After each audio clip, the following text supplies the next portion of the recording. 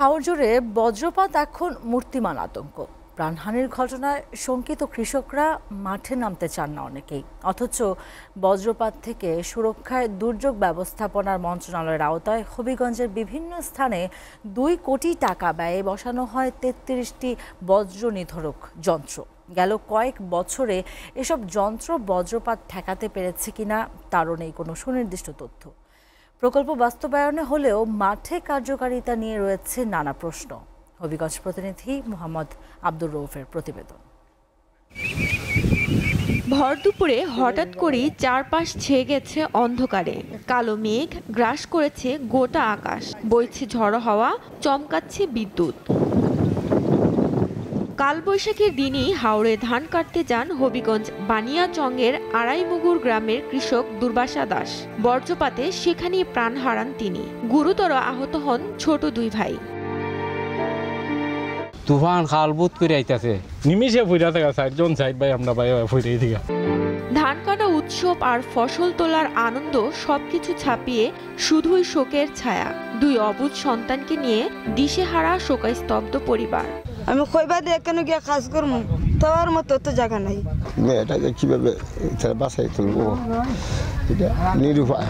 গেল 5 বছরে শুধু হবিগঞ্জ জেলাতেই বজ্রপাতে প্রাণ হারান অন্তত 79 জন। এদের মধ্যে 55 জনই কৃষক। এত মৃত্যুর পর হাওড়ে যেতে ভয় পাচ্ছেন সাধারণ মানুষ। বৈশাখ মাসের দিন তো প্রায়ই কিন্তু খারাপ থাকে। খারাপ থাকলে তো মানুষের ডরে এই এলাকাতে ধান কাটতে যায় না, অনেক ক্ষতিগ্রস্ত কৃষক। হবিগঞ্জের বিভিন্ন স্থানে 2 কোটি টাকার ব্যয়ে বসানো হয় 33টি লাইটিং অ্যারেস্টার। যেসব জায়গায় অ্যারেস্টার বসানো হয়েছে তা নিয়ে শুরু থেকেই ছিল নানা বিতর্ক। বৈশাখ মাস মনে হয় আওয়ারও দিলে একটা বালা ছিল, এটা তো আওয়ারও না, এটা অনেক জায়গায় দিছে নদীর পাড়ও।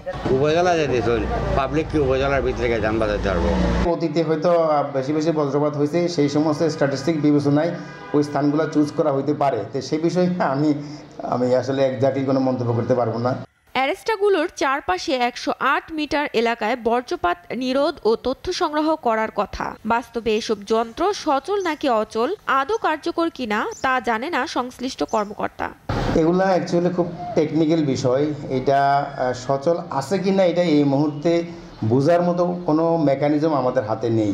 বানিয়াচংয়ের 4টি অ্যারেস্টারের তথ্য অনুসারে জানা যায় গেল 3 বছরে কোনো বজ্রপাতেই নিরোধ করতে পারেনি এসব যন্ত্র। প্রতিরোধের জন্য বজ্র নিরোধের দণ্ড সহ আশ্রয়কেন্দ্র নির্মাণের জন্য আমরা